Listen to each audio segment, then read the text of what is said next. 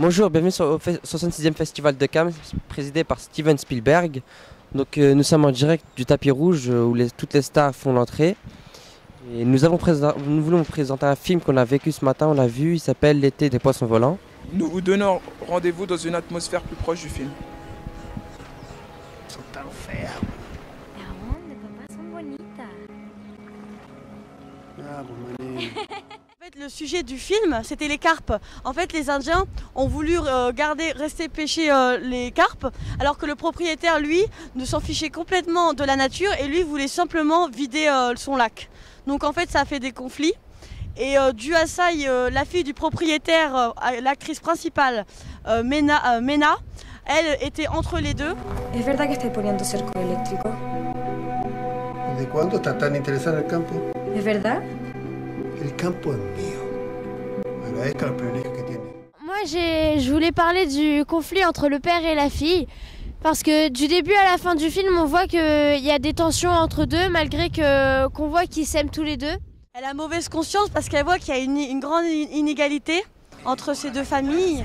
Comme on a pu constater qu'elle a côtoyé justement l'autre famille indienne, mais elle a su garder quand même sa place. Dans un sens, c'est assez touchant parce que on voit qu'il essaye de faire des efforts pour elle, mais pas les efforts qu'elle espère. Si j'avais un moment à retenir, ça serait peut-être quand elle s'aperçoit, quand elle essaie de faire la différence entre les classes sociales, qu'elle est au milieu et qu'il y a une différence en fait.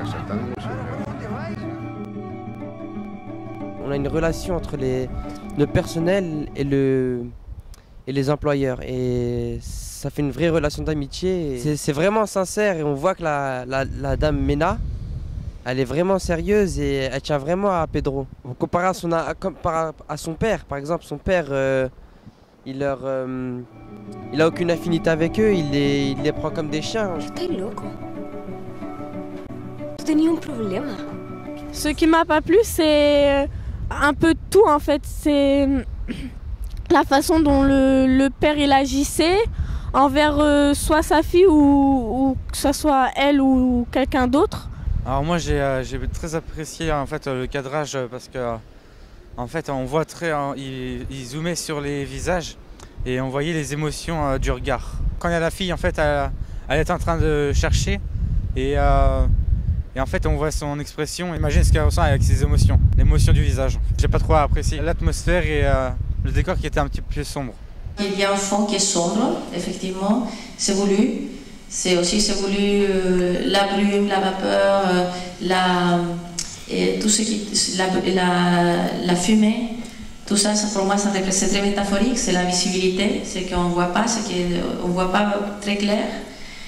Parce que pour moi, on ne voit pas très clair non plus le conflit. On ne voit pas très clair ce qui se passe. La fille, même au Chili, pour moi, on n'arrive pas à voir très clair ce qui se passe.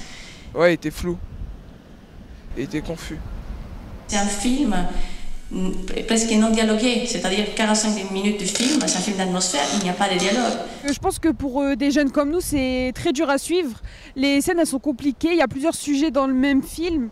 Et bah voilà, enfin c'est dur quand même.